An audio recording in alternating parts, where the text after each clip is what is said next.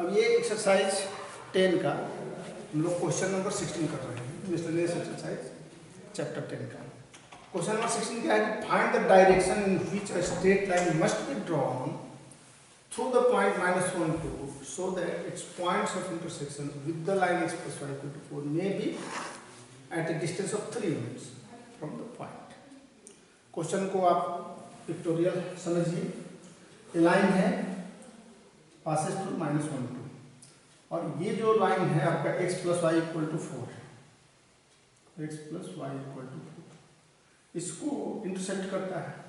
और जो ये पॉइंट ऑफ इंटरसेक्शन है यानी PQ क्या है 4 है, ये PQ 3 यूनिट्स है, PQ इज हियर 3। अब हमें निकालना क्या है तो डायरेक्शन यानी कि एंगल थीटा निकालना है। तो डिस्टेंस फॉर्म में इक्वेशन क्या होता है x minus x1 by cos theta equal to y minus 1 by sin theta equal to r। ये equation of straight line distance form, इसी का उपयोग इसमें करना है। तो यहाँ हम लोग x y मान लिए हैं, यह लाइन यहाँ लिखा हुआ है let the line which passes through -1 intersect the line x plus y equal to 4 Q alpha beta. तो ये जो अल्फा और बीटा है यहाँ से अल्फा इक्वल टू क्या है x इक्वल टू क्या है x1 plus r cos theta, ये x minus x1 by cos theta. तो यहाँ in place of x there is the alpha, alpha equal to क्या हो जाएगा x1 plus r cos theta. आप देख रहे हो x1 यानी -1 प्लस r यहाँ 3 हो गया, यही ना है, यही डिस्टेंस होता है PQ, ये जो डिस्टेंस है r। तो -1 प्लस r cos थीटा यानी कि यहाँ 3 cos थीटा हो गया और बीटा इक्वल टू क्या हो जाएगा 2 प्लस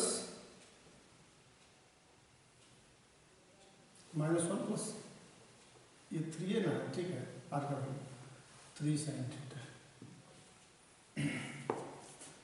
तो अल्फा और बीटा का वैल्यू आ गया। अब ये अल्फा बीटा देख रहे हैं क्यू, इसको भी लाइज करेगा। ये Q lies on the x plus y equal to 4।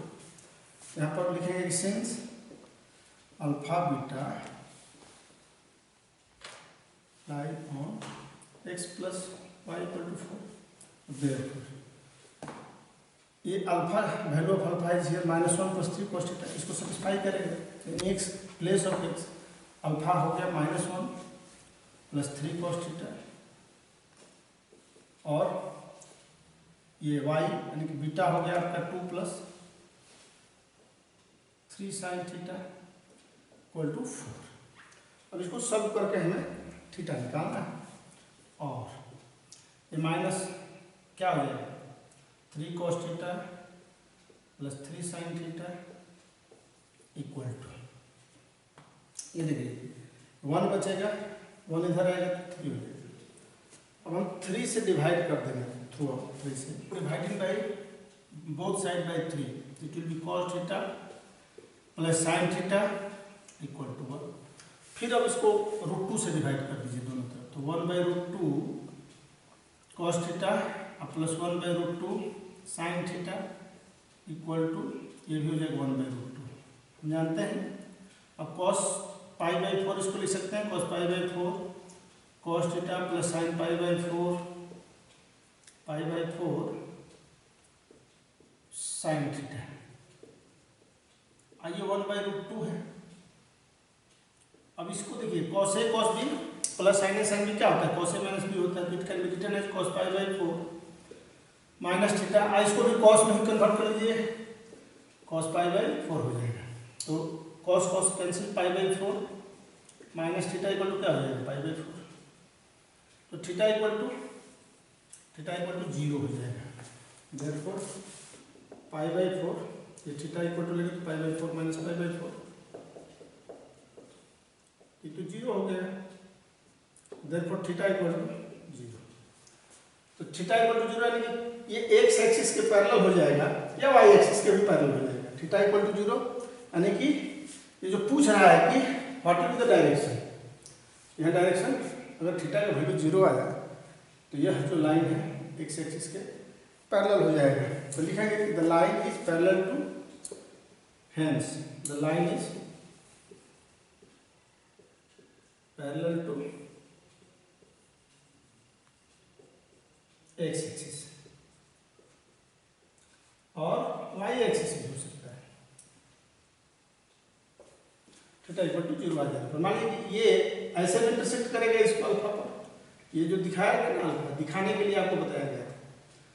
ये अब ये नया परिस्थिति में जो आया क्वेश्चन, तो इसमें जो आपका -1/2 ऐसे हो, ठीक है, इसके पैरेलल हो, और ऐसे भी हो सकता है ये थोड़ा सा टेढ़ा हो गया, लाइन को सेट हो।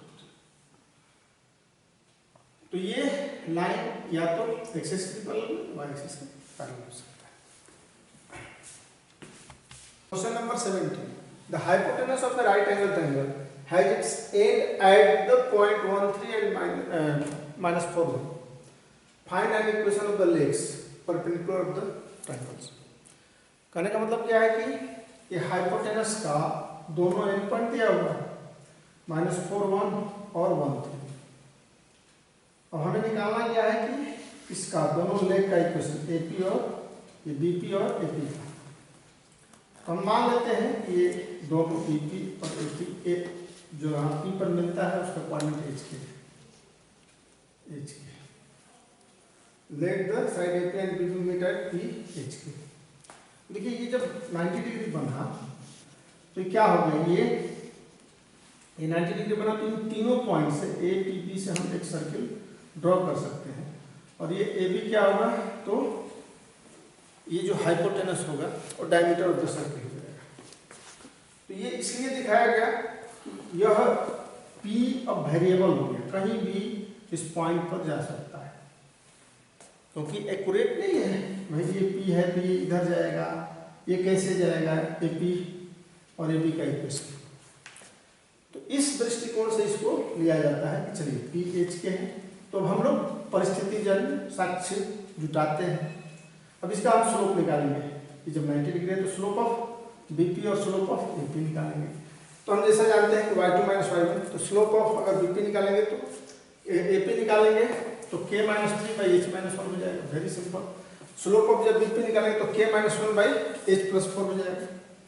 तो यही स्लोप ऑफ एपी हो गया k - 1/h+4, नहीं स्लोप ऑफ ये बीपी है उल्टा लिखा गया, और ये स्लोप ऑफ एपी हो गया, ठीक है, k - 3/h-1। अब चूंकि ये दोनों परपेंडिकुलर है एपी बाई बीपी, तो जैसे m1 × m2 = -1 होता है, ये m1 और ये m2 दोनों को मल्टीप्लाई कर लिए, ये k - 1 × k - 3 = क्या हो जाएगा, इन दोनों को इधर ले जाएंगे तो -h+4 × h-, फिर इसको इधर लाएंगे तो प्लस हो जाएगा, k - 1 × k - 3 + h+4 × h-1 = 0। देखिए ये h और k क्या है, वेरिएबल है, और ये पूरा सर्किल पर कहीं भी, यहाँ भी जहाँ भी है, ये हर जगह जा सकता है। ये आप समझ रहे हैं कि अगर ऐसे ये डायमीटर है और ये 90 डिग्री है, तो ये यहाँ भी होगा, ये यहाँ भी होगा, ये यहाँ भी होगा। तो अब ये पी एच के जो है वेरिएबल है, और ये कहीं भी कोई भी पॉइंट वैल्यू रख सकते हैं यहाँ पर। तो हमें क्या देखना है कि हम सेलेक्ट करते हैं कि किस वैल्यू पर ये 0 हो जाएगा, सेटिस्फाई करेगा। h = 1 और k = 1 अगर हम लेते हैं, सिंपल है। यहाँ देखिए इसको फाइंड आउट करने के लिए क्या करना है, यहाँ देखना है कि k - 1 है, तो अगर k = 1 लेंगे तो ये तो पूरा 0 हो जाएगा, और यहाँ h - 1 है, उसको भी अगर 1 लेंगे तो ये दोनों 0, यानी कि ये सेटिस्फाई करेगा 0 + 0। तो यही हम सेलेक्ट करते हैं h = 1 और k = 1, सेटिस्फाई द इक्वेशन। तो कोऑर्डिनेट ऑफ p हम लोग मान लेते हैं 1 1 है। तो अब जब स्लोप ऑफ एपी निकालेंगे, स्लोप ऑफ एपी ये क्या दिया हुआ है, स्लोप ऑफ यहाँ स्लोप ऑफ बीपी निकालेंगे, slope of BP, slope of BP निकालेंगे तो क्या हो जाएगा, k minus 1 by H plus 4, यानी कि 1 माइनस 1 जीरो हो गया। स्लोप ऑफ बीपी क्या हो गया, zero. Slope of BP zero हो गया। तो जीरो का मतलब क्या है, यह एक्स एक्सिस के पैरेलल होगा। स्लोप जब होगा, आप जानते हैं स्लोप क्या होता है, एक्स एक्सिस से ये जब हम लोग पॉजिटिव एंगल बनाते हैं तो ये लाइन अगर इसके एक्स एक्सिस के पैरेलल हो जाएगा तो इसका स्लोप जीरो है। तो स्लोप ऑफ ये जो बीपी हुआ वो क्या हो गया, जीरो हो गया। तो ये किसके, एक्स एक्सिस के पैरेलल ये इक्वेशन हो जाएगा, ऐसे ये लाइन हो जाएगा, यानी कि इसका नहीं एक्स एक्सिस के पैरेलल होगा, तो यानी कि y इक्वल टू 1 इसका इक्वेशन हो जाएगा, इक्वेशन ऑफ ए बीपी। तो देयरफॉर इक्वेशन ऑफ बीपी किसके पैरेलल हो रहा है, एक्स एक्सिस का। एक्स एक्सिस के जब पैरेलल होता है तो y इक्वल टू किस पर, 1 होता है। तो x इक्वल टू -4 x है, y 1, y equal to equation of BP क्या हो जाएगा, y इक्वल टू 1 हो जाएगा। क्लियर है। अब देखिए स्लोप ऑफ, जब हम निकालेंगे स्लोप ऑफ एपी, तो ये स्लोप ऑफ एपी क्या हो जाएगा, ये भी 1 माइनस 1 है, तो ये 1 माइनस 3 बाई 1 माइनस 1, यानी कि ये तो इन्फिनेटिव हो जाएगा, -2 बाई 0 नॉट डिफरेंट, क्या हो गया, इन्फिनेटिव हो गया। तो इन्फिनेटिव हो गया तो ये किसके पैरेलल हो जाएगा, ये आपका 90 डिग्री, यानी कि tan 90 परिभाषित है, यानी कि ये y एक्सिस के पैरेलल हो जाएगा। तो ये लाइन किसके पैरेलल, y एक्सिस के पैरेलल। तो y एक्सिस के पैरेलल जो लाइन होगा ऐसे, तो ये x इक्वल टू 1 इससे पास हो रहा है a से, तो ये इसके पैरेलल होगा तो x इक्वल टू 1 हो जाएगा। तो यानी कि इक्वेशन ऑफ एपी क्या हो जाएगा, x इक्वल टू 1। तो यही पूछा जा रहा है कि क्या होगा भाई, इक्वेशन ऑफ बीपी और इक्वेशन ऑफ एपी। तो हम स्लोप निकाल लिए, तो ये slope of x equal to 1 हो जाएगा, यानी कि इसको आप ऐसे ले सकते हो, इधर से x इक्वल टू 1 लेंगे ना, ये लाइन जो होगा आपका ऐसे हो जाएगा। देखिए इधर ये x इक्वल टू 1, यानी कि ये ऐसे, और ये इधर थोड़ा सा ये टेढ़ा हो गया, फिर से सीधा करिए,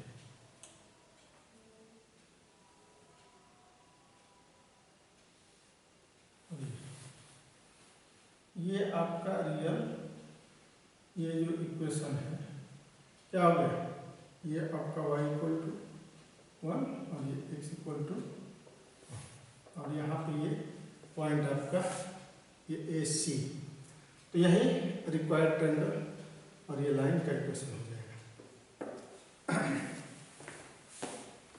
number 18, find the image of the point 38 with respect to the line x + 3y = 7, assuming line to be a plane mirror.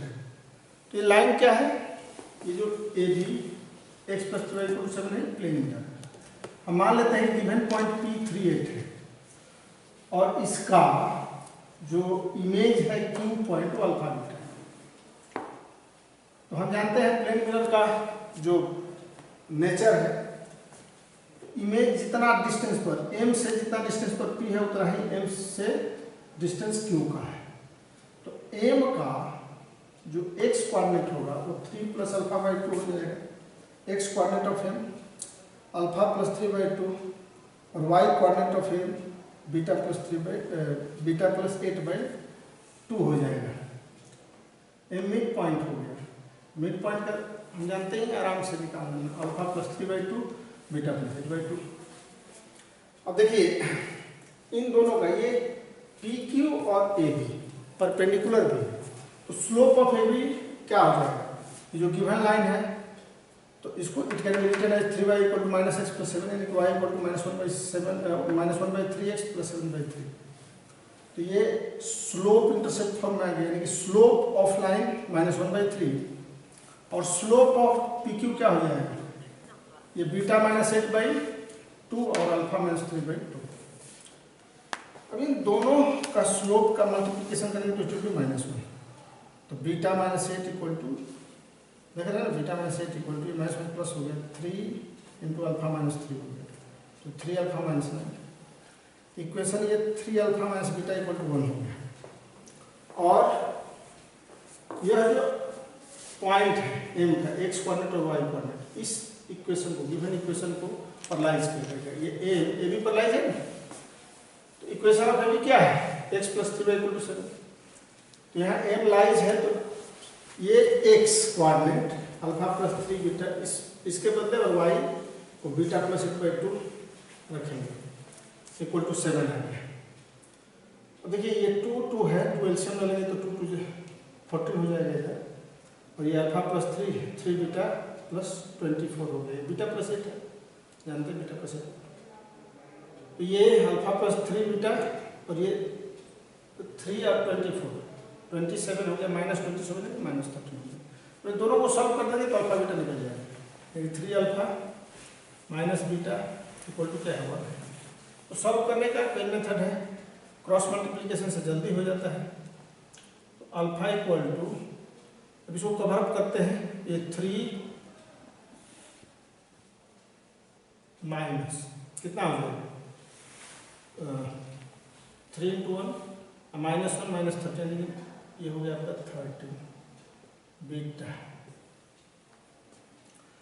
इसको कवर अप करते हैं तो ये 3 3 जा -39 +1 हो जाएगा, -1 हो जाएगा -1। अब इसको कवर अप करते हैं -1/, ये -1 और -9, ये 10 हो जाएगा। तो अल्फा बाई 10 इक्वल टू, ये बीटा बाई -39 था ना, बीटा कवर दिया तो ये -39 और -1, ये -40, ये क्या हो जाएगा 1/10 हो जाएगा। तो अल्फा इक्वल टू आपका हो गया 1 और बीटा इक्वल टू -4, 1 और -4, यही रिक्वायर्ड पॉइंट हो गया, यही आंसर हो जाएगा। If the line y equal to 3x + 1 and 2y equal to x + 3 are equally inclined to the line y equal to mx + 4, find the value of m। बहुत ही आसान है, क्या कह रहा है क्वेश्चन आप समझ लीजिए, इसके बीच का angle y equal to 3x + 1 और y equal to mx + 4 के बीच का एंगल, और फिर इसके बीच का एंगल, दोनों इक्वल है, तो हमें find the value of m निकालना है। तो दो लाइन के बीच का एक एंगल निकालने के लिए हम कौन सा फॉर्मूला लेते हैं, tan θ = m2 - m1/1 + m1m2, ये लेते हैं। तो angle between y = 3x + 1 and y = mx + 4, यहाँ m2 3 को लिया गया, m1 m को लिया गया, तो 3 - 1/1 + 3 × m, वेरी सिंपल। ये भी y = mx + c, ये भी y = mx + c के फॉर्म में है। फिर एंगल बिटवीन, देखिए ये लाइन है, तो इसको y = mx + c के फॉर्म में लिख दिया गया। 2y = x + 3 है, तो इसको अगर आप 2y = x + 3, तो हाफ से डिवाइड कर देंगे तो y = 1/2 x + 3/2, ये हो जाएगा। यही लिया गया कि the angle between y = 1/2 x + 3/2, इसी का ये किस फॉर्म में, y = mx + c के फॉर्म में, स्लोप इंटरसेप्ट के फॉर्म में लिखते हैं, एंड y = mx + 4। और इन दोनों के बीच के जब एंगल निकालेंगे तो tan θ2 इसको ले लेते हैं, यही m2 - m1, तो m2 यहाँ हाफ है, half -m/1 + m1, half into m क्या हो जाएगा m/2, 2 एलसीएम ले लेंगे तो इट विल बी 1 - 2m और 2 + m। अब अकॉर्डिंग टू क्वेश्चन क्या है, ये दोनों एंगल इक्वल है, tan θ1 tan θ2, नहीं करेंगे कि इक्वल ही इंक्लाइंड, यानी कि ये दोनों और ये दोनों इक्वल है, तो ये भी दोनों इक्वल होगा, क्योंकि हमें वैल्यू निकालना है m का। तो ये दोनों मॉड में है, तो मॉड हटाएंगे तो 3 minus M by 1 plus 3m equal to plus minus 1 minus 2m by 2 plus m। तो आइदर पहले प्लस वाला ले लीजिए, तो ये 3 minus M by 1 plus 3m equal to 1 minus 2m by 2 plus m। अब इसको सॉल्व कर लेंगे, क्रॉस मल्टीप्लीकेशन करेंगे तो यही आएगा। अब ये मल्टीप्लाई करने पर 2 3 जा 6 minus 2m plus 3m minus m square. 1 से करें तो 1 plus 3m minus 2m minus 6m square. और दिस इम्प्लाई ये m स्क्वायर को उधर ले जाएंगे या इसको इधर लेंगे तो ये क्या हो जाएगा 6m स्क्वायर माइनस है ये माइनस m स्क्वायर, तो ये 5m स्क्वायर हो जाएगा। 5m स्क्वायर, m को पहले कर लेंगे, ये m बचेगा यहाँ पर और यहाँ भी क्या बचेगा 3m माइनस m ही बचेगा, ये 0 हो जाएगा m। और अब क्या बचेगा, ये प्लस 6 है, ये माइनस, तो ये प्लस 5 बचेगा, तो ये 5m स्क्वायर प्लस 5, तो ये माइनस में आएगा, रियल वैल्यू नहीं होगा यहाँ, m square equal to minus 1 हो गया, तो therefore no real value, no real value of, जानते हैं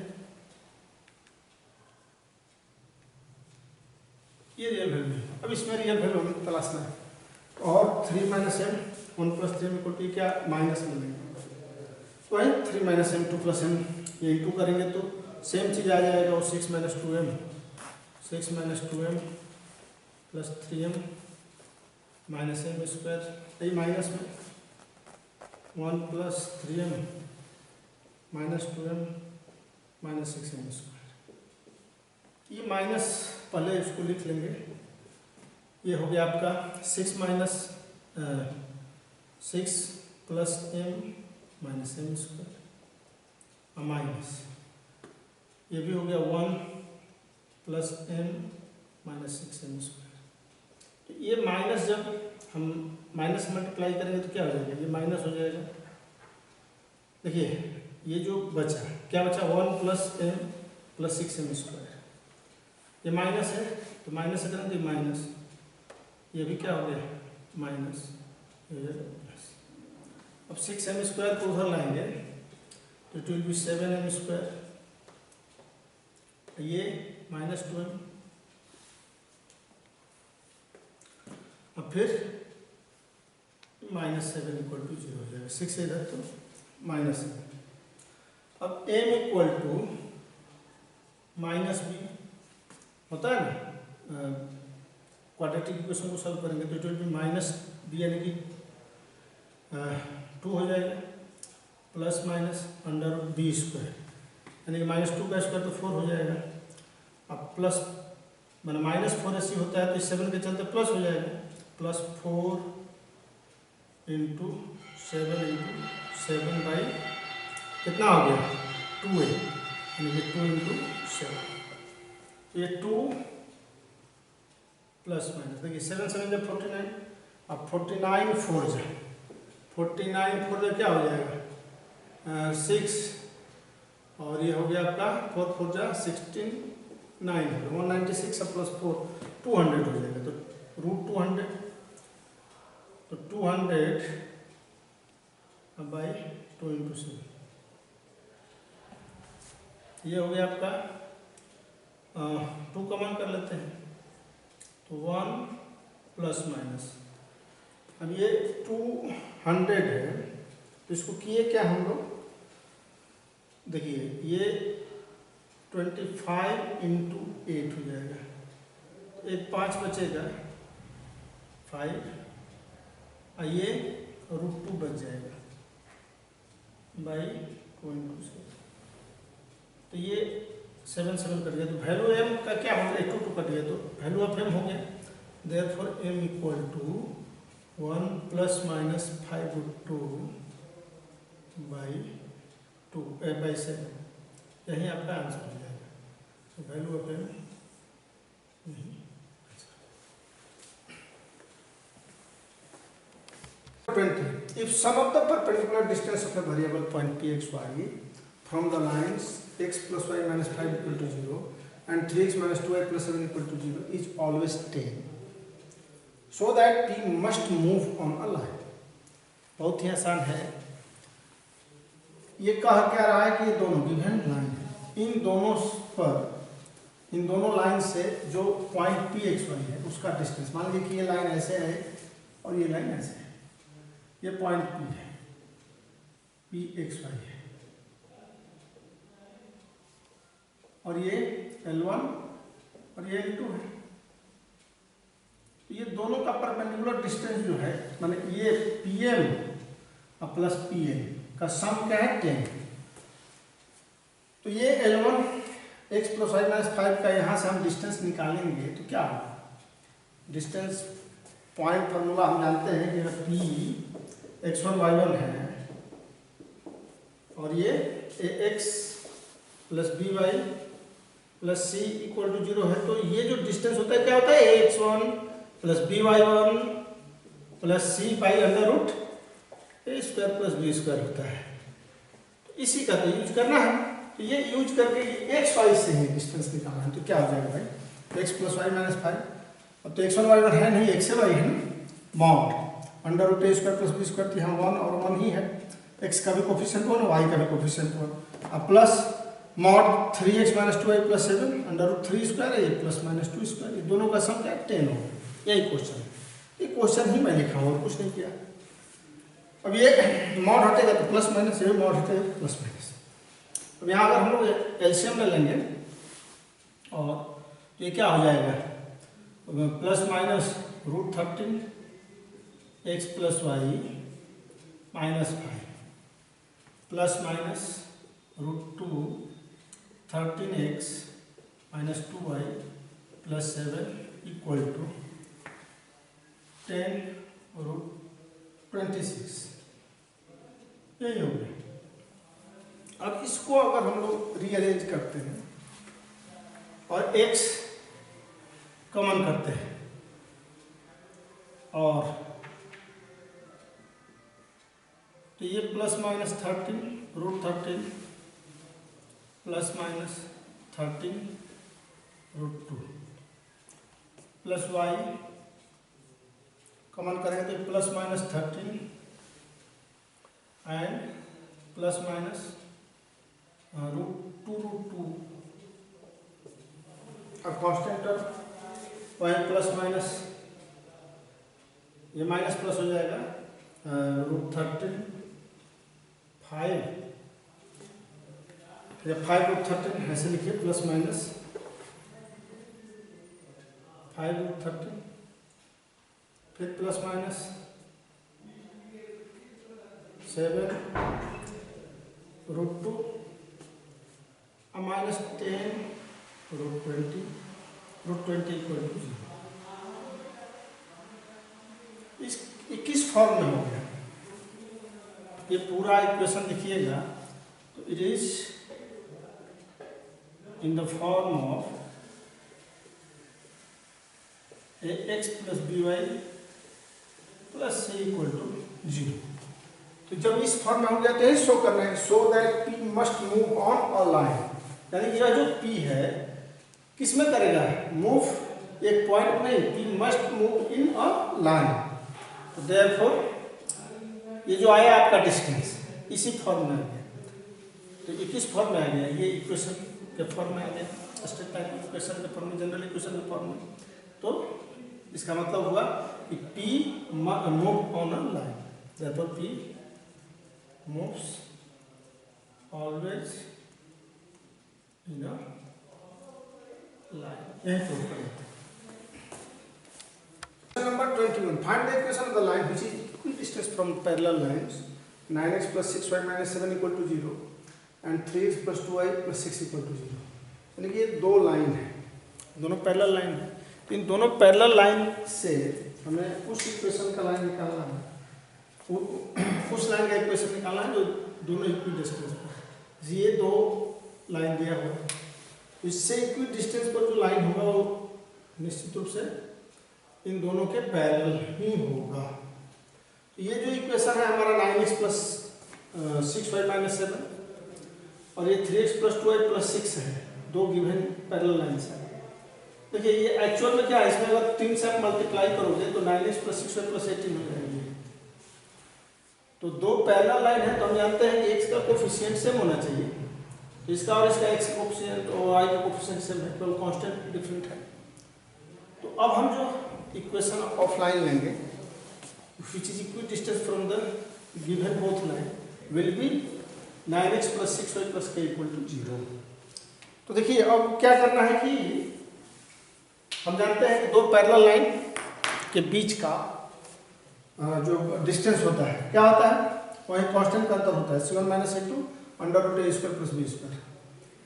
तो अब इसका इसके बीच का डिस्टेंस यानी कि ये लाइन है 9x प्लस 6y माइनस 7 और ये 9x plus 6y plus k, इन दोनों के बीच का जो डिस्टेंस होगा वो k minus minus 7 by under root 9 square plus 6 square. फिर इसके और इसके बीच का वही हो जाएगा k minus 18 by under root 9 square plus 6 square. तो ये दोनों कैंसिल हो जाएगा। तो this imply that k minus minus plus 7 equal to k minus 18। अब क्या करना, this imply that k plus 7 equal to plus minus k minus 18 हो जाएगा। तो एक बार plus either k plus 7 equal to k minus 18, ये पॉसिबल नहीं है, यहाँ k का वैल्यू नॉट पॉसिबल, यहाँ k का वैल्यू नहीं निकल पा रहा है, k कैंसिल हो जाएगा। अब और k plus 7 equal to minus k minus 8, k plus 7 equal to minus k plus 18, ये 2k इक्वल टू 11 हो जाएगा। Therefore k equal to 11/2। अब ये k का वैल्यू हम रख देंगे इस इक्वेशन में, ये रिक्वायर्ड इक्वेशन है। Therefore रिक्वायर्ड इक्वेशन हमारा क्या आ जाना है, 9x plus 6y, k is 11/2 equal to 0। तो एलसीएम ले लेंगे, 18x plus 12y plus 11 equal to 0। तो यह रिक्वायर्ड इक्वेशन हो गया, आंसर यही हो गया।